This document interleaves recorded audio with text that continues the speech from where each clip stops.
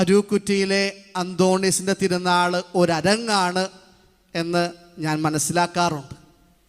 അരങ്ങാണെന്ന് പറഞ്ഞാൽ ആഘോഷങ്ങളുടെയും പ്രാർത്ഥനയുടെയും കൂട്ടായ്മയുടെയും ഒക്കെ ഒരു അരങ്ങാണ്.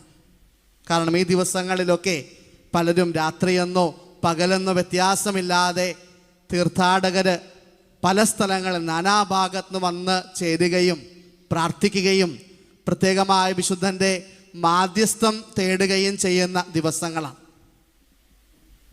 ആമുഖത്തിൽ തന്നെ പിതാവ് സൂചിപ്പിച്ചു, അന്തോണീസിനോട് നമുക്കൊരു പ്രത്യേക ഇഷ്ടമുണ്ട്. അന്തോണീസിൻ്റെ അത്ഭുതങ്ങൾ കേൾക്കാനും നൊവേനകളിൽ പങ്കെടുക്കാനുമൊക്കെ എനിക്കും ഭയങ്കര ഇഷ്ടമാണ്. കാരണം ഞാൻ വളർന്നത് എൻ്റെ ഇടവക ചിറക്കൽ സെൻറ്റ് ജോസഫ് എന്ന് പറയുന്ന ഇടവകയാണ്, പള്ളുരുത്തിയാണ്.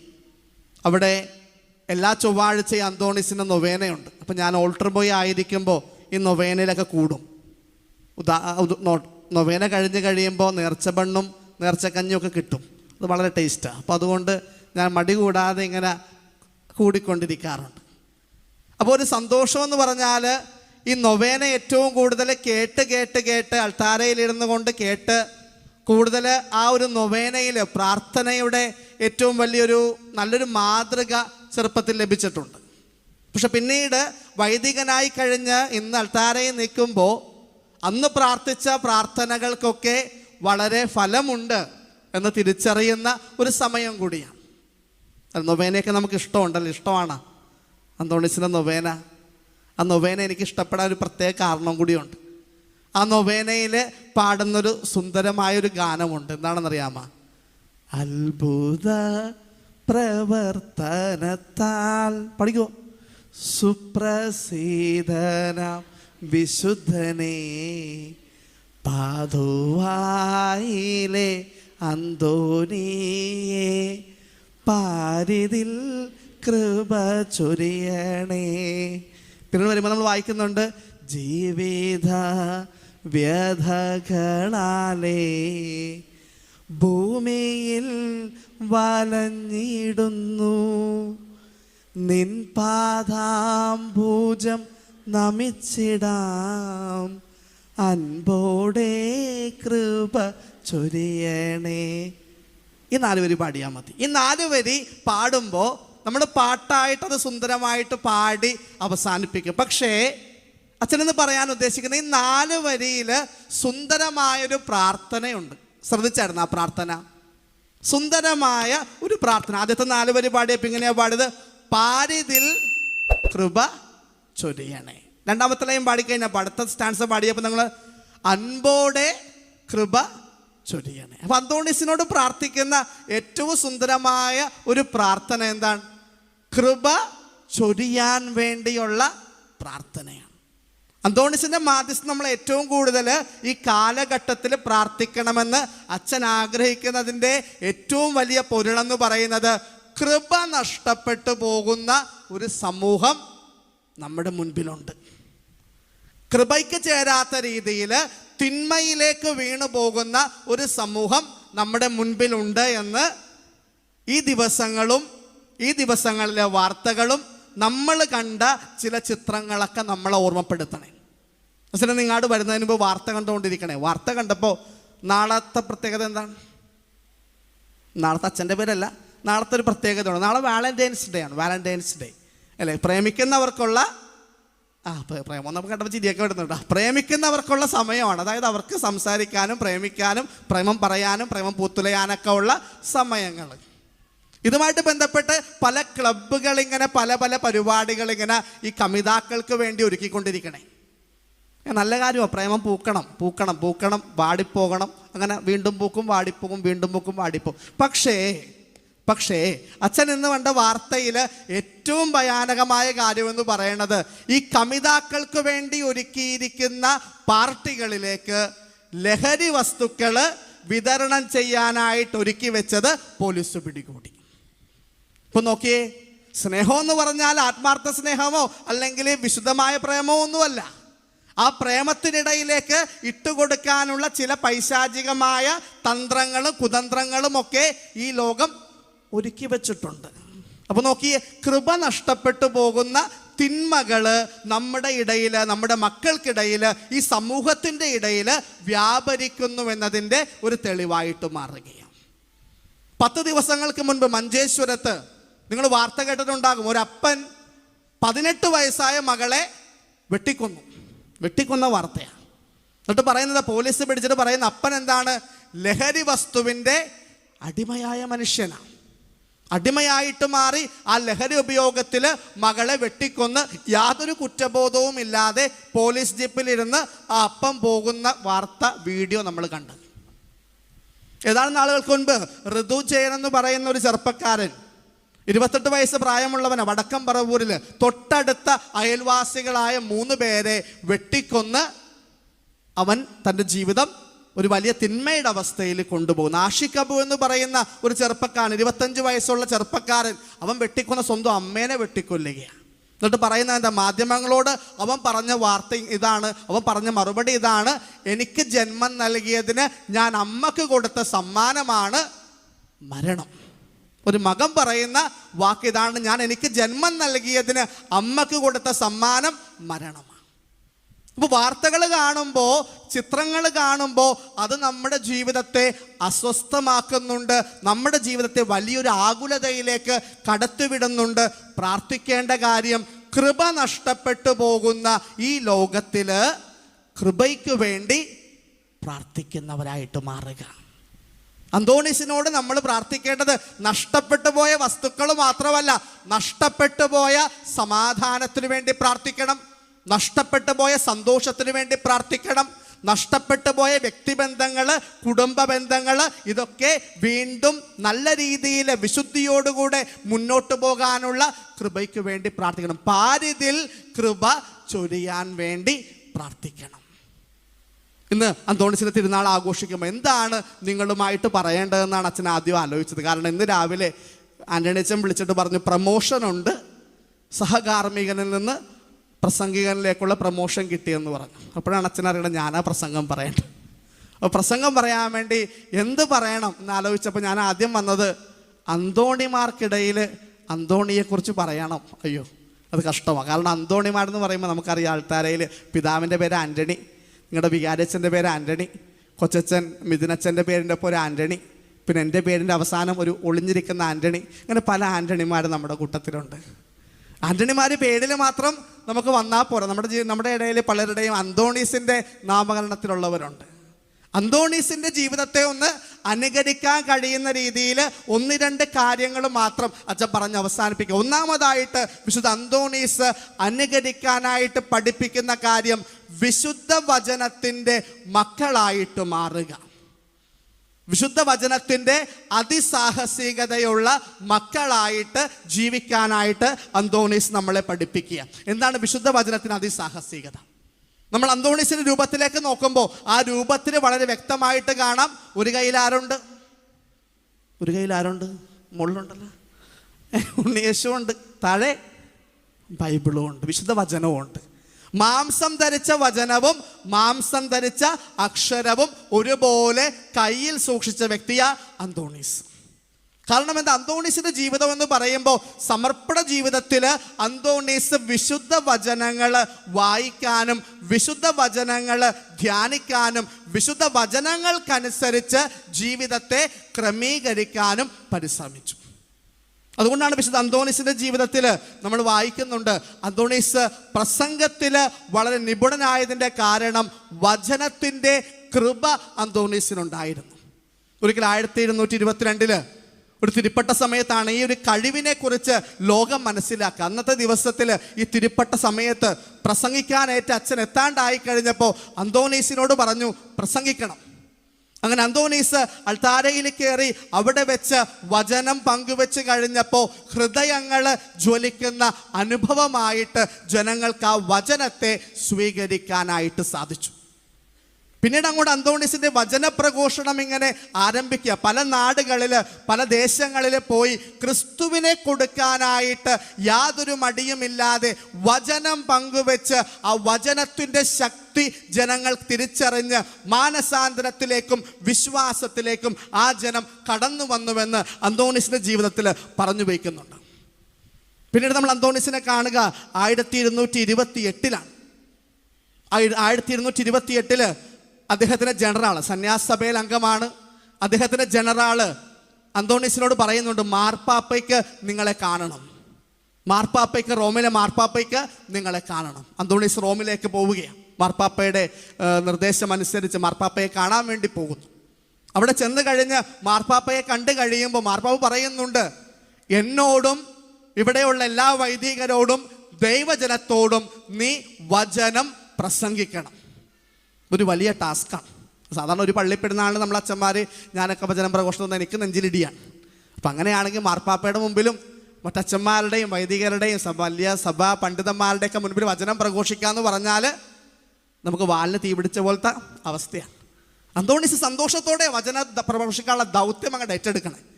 ആ ദൗത്യം ഏറ്റെടുത്ത് അന്തോണീസ് വചനം പറഞ്ഞു കഴിയുമ്പോൾ മാർപ്പാപ്പ, അന്നത്തെ മാർപ്പാപ്പ എന്ന് പറയുന്നത് പോപ്പ് ഗ്രിഗറി 9 പാപ്പ അന്തോണീസിനെ വിളിച്ചിട്ട് പറയുന്നുണ്ട്, നീ വചനത്തിൻ്റെ കൂടാരമാണ്. You are the tabernacle of testaments അല്ലെങ്കിൽ scriptures. You are the tabernacle of scriptures. നീ വചനങ്ങളുടെ കൂടാരമാണ്. എന്തുകൊണ്ട് അങ്ങനെ ഒരു വിശേഷണം കൊടുത്തത്? അന്തോണീസിന്റെ വചനങ്ങളൊക്കെ, പ്രസംഗങ്ങളൊക്കെ വിശുദ്ധ വചനത്തിന്റെ അടിസ്ഥാനത്തിൽ നിന്നുകൊണ്ടായിരുന്നു. വിശുദ്ധ വചനങ്ങളെ ധ്യാനിച്ചുകൊണ്ട് ഉപാസിച്ചുകൊണ്ട് അന്തോണീസ് പറഞ്ഞ വാക്കുകളൊക്കെ മാനസാന്തരത്തിന്റെ, ക്രിസ്തീയ വെളിച്ചത്തിന്റെ നല്ല മാറ്റു കൊടുക്കുന്ന വചനപ്രഘോഷണങ്ങളായിട്ട് മാറി. പ്രിയപ്പെട്ട, നമ്മളോട് ഇനി ചോദിക്കുന്ന ചോദ്യം ഇതാണ്: വിശുദ്ധ അന്തോണീസിനെ പോലെ വചനത്തെ വായിക്കാൻ, വചനത്തിന് വില കൊടുക്കാനായിട്ട് നമുക്ക് സാധിക്കുന്നുണ്ടോ? ഓർക്കേണ്ട കാര്യം, വചനം വായിക്കുന്നില്ലെങ്കിൽ നമുക്ക് ക്രിസ്തുവിനെ കുറിച്ചുള്ള അജ്ഞതയായിട്ട് മാറും.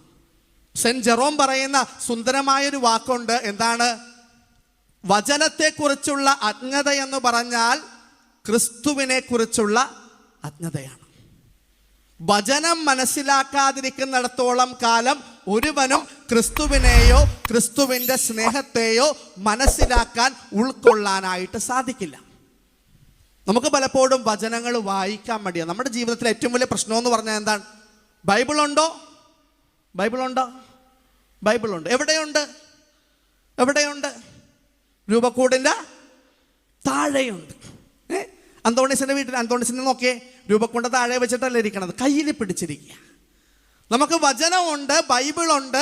ബൈബിൾ എവിടെയുണ്ട്? ബൈബിൾ സുരക്ഷിതമായിട്ട് വീട്ടിലുണ്ട്. പൊടിയും പിടിച്ചിട്ടുണ്ട്, അതിൻ്റെ ഉള്ളിൽ വേറെ കുറേ പേപ്പറുകളും കാര്യങ്ങളും ഒക്കെ വെച്ചിട്ടുണ്ട്. വചനം നമ്മൾ മാറ്റിവെച്ചിരിക്കുക. നമ്മൾ ക്രിസ്ത്യാനിയാണെന്ന് പറയുന്നു, വചനം മാറ്റിവെക്കുന്നു. മാമോദീസയെ കുറിച്ച് പഠിക്കുന്ന സമയത്ത് മാമോദീസ സ്വീകരിച്ച ഒരു ക്രിസ്ത്യൻ്റെ പ്രഥമവും പ്രധാനവുമായ ദൗത്യം എന്താണെന്ന് പഠിപ്പിക്കുന്നുണ്ട്. അവിടെ കൃത്യമായിട്ട് പറഞ്ഞു വയ്ക്കുന്നുണ്ട്, സുവിശേഷം പ്രസംഗിക്കുക എന്നതാണ് മാമോദീസ സ്വീകരിച്ച ഒരു ക്രിസ്ത്യൻ്റെ പ്രഥമവും പ്രധാനവുമായ ദൗത്യം.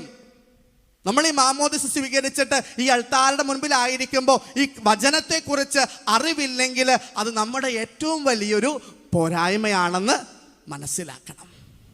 വചനം വായിക്കുന്നിടത്ത് മാനസാന്തരങ്ങൾ ഉണ്ടാകും. വചനം വായിക്കുന്നിടത്ത് അത്ഭുതങ്ങൾ ഉണ്ടാകും. വിശുദ്ധ പൗലോസിന്റെ ജീവിതം നമ്മൾ നോക്കിയേ. പൗലോസ് സഭയെ പീഡിപ്പിക്കാനായിട്ട് നടന്ന മനുഷ്യനാണ്. സഭയെ പീഡിപ്പിച്ച് പോകുന്ന സമയത്ത് ഡമാസ്കസിലേക്കുള്ള യാത്രയിൽ കുതിരപ്പുറത്ത് താഴെ വീഴുന്നുണ്ട്. സാവൂൾ എന്നാണ് ആ സമയത്ത് പേര്. ആ സമയത്ത് സാവൂൾ കേൾക്കുന്ന ഒരു വാക്കുണ്ട്, സാവൂൾ സാവൂൾ നീ എന്തിനെന്നെ പീഡിപ്പിക്കുന്നു? അപ്പോൾ സാവൂൾ ചോദിച്ചു, നീ ആരാണ്? നീ പീഡിപ്പിക്കുന്ന ഈശോയാകുന്നു ഞാൻ. ഒറ്റ വാക്കേ പറഞ്ഞോളൂ, നീ പീഡിപ്പിക്കുന്ന ഈശോയാകുന്നു ഞാൻ.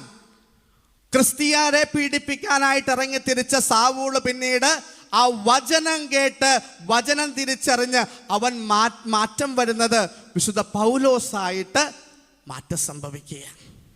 അവൻ്റെ ജീവിതത്തിൽ വലിയൊരു ചേഞ്ച് സംഭവിക്കുന്നത് വചനം കേട്ട് കഴിഞ്ഞപ്പോൾ അവൻ്റെ ജീവിതത്തിൽ മാറ്റം സംഭവിച്ചു. അവൻ്റെ ജീവിതത്തിൽ വിശുദ്ധിയിലേക്കുള്ള യാത്രകൾ സംഭവിച്ചു. പിന്നെ വിശുദ്ധ അഗസ്തീനോസിൻ്റെ ജീവിതം നമ്മൾ നോക്കിയേ.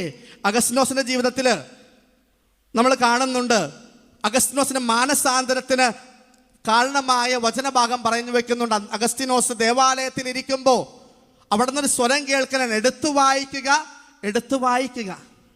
അഗസ്തീനോസ് ചെന്നു ബൈബിൾ ഇരിപ്പുണ്ട്, എടുത്തു വായിച്ച് റോമാക്കാർക്ക് എഴുതിയ ലേഖനം 13-ാം അധ്യായം 13-ാം വാക്യം, 14 വാക്യം ഇപ്രകാരമാണ് എഴുതിയിരിക്കുക: പകലിന് യോജിച്ച മാംവിധം നമുക്ക് പെരുമാറാം, സുഖലോലുപതയിലോ മദ്യാസക്തിയിലോ അവിഹിത വേഴ്ചകളിലോ വിഷയാസക്തിയിലോ കലഹങ്ങളിലോ അസൂയയിലോ വ്യാപരിക്കരുത്.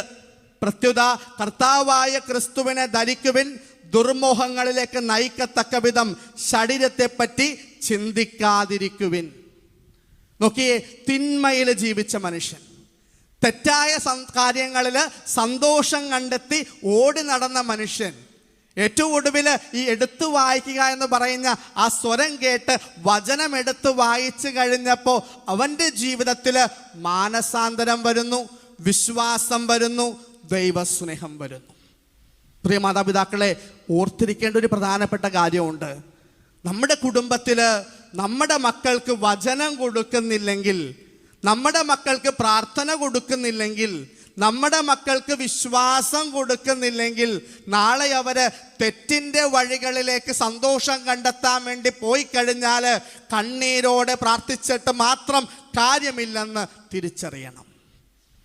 തെറ്റിൻ്റെ വഴിയിലേക്ക് അവർ പോകുമ്പോൾ നമ്മൾ കണ്ണടച്ച് കളയുന്നുണ്ടെങ്കിൽ, പ്രാർത്ഥനയും വിശ്വാസവും നമ്മുടെ വചനവും ഒക്കെ കൊടുക്കാതെ നമ്മൾ കണ്ണടച്ച് കഴിയുന്നുണ്ടെങ്കിൽ നാളെ വലിയ വില കൊടുക്കേണ്ടി വരും.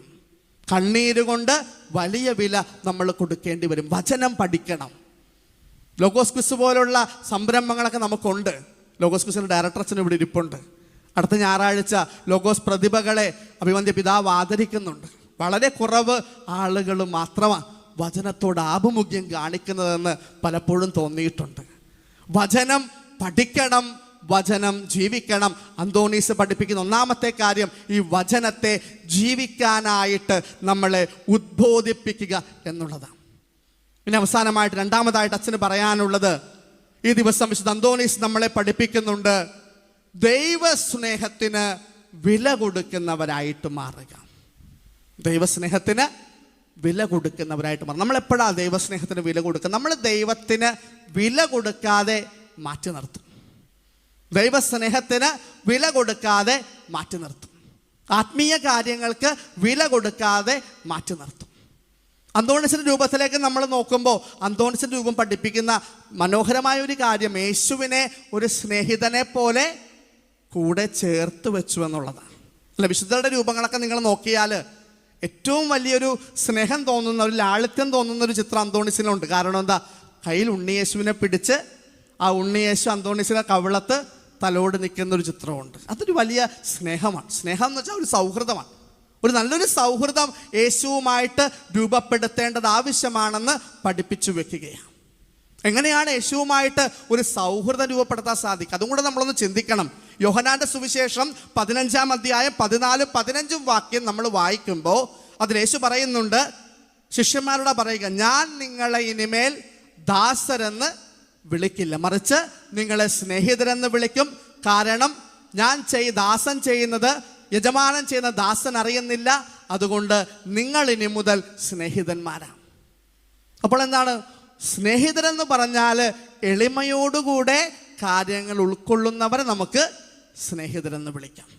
അല്ല, നമ്മുടെ സഹോദരങ്ങൾ, അല്ലെങ്കിൽ നമ്മുടെ സ്നേഹിതരെന്ന് പറയുമ്പോൾ നമ്മുടെ മേൽ അധികാരം ഉപയോഗിക്കുന്നവരല്ല, നമ്മുടെ കൂടെ നിന്ന് മനസ്സിലാക്കുന്നവർ നമ്മൾ വിളിക്കുന്ന പേരാണ് എന്ത്? സ്നേഹിതരെന്ന പദം.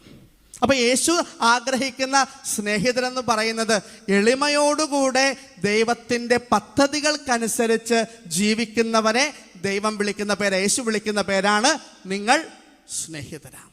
അന്തോണീസിന്റെ ജീവൻ നമ്മൾ നോക്കുമ്പോൾ അന്തോണീസ് ഈ ദൈവ പദ്ധതിക്ക് വലിയ വില കൊടുത്തൊരു മനുഷ്യനാണ്. അന്തോണീസ് ഭയങ്കര പ്രാവീണ്യമുള്ള മനുഷ്യനായിരുന്നു, വളരെ ബുദ്ധിശക്തിയുള്ള മനുഷ്യനായിരുന്നു, നല്ല രീതിയിൽ പഠന മികവ് പുലർത്തിയിരുന്നൊരു മനുഷ്യനായിരുന്നു. അപ്പം അതുകൊണ്ട് മറ്റ് വൈദികരൊക്കെ വിചാരിച്ച് അന്തോണീസിനെ ഉപരിപഠനത്തിന് വേണ്ടി വിദേശത്തേക്ക് അയക്കും. സാധാരണ ചെയ്യുന്നൊരു രീതി അങ്ങനെയാണ്. നല്ല പഠിക്കാൻ ബുദ്ധിശക്തിയുള്ള അച്ഛന്മാരൊക്കെ വിദേശത്ത് പോകും. അച്ഛൻ അങ്ങനത്തെ കഴിവില്ലാത്തതുകൊണ്ട് അച്ഛൻ ഇവിടെ തന്നെ നിൽക്കണേ. അപ്പോൾ അതൊരു സാധാരണ ഒരു രീതിയാണ്. അപ്പോൾ അന്തോണീസിനെ വിദേശത്തേക്ക് അയക്കുമെന്ന് വിചാരിച്ചു.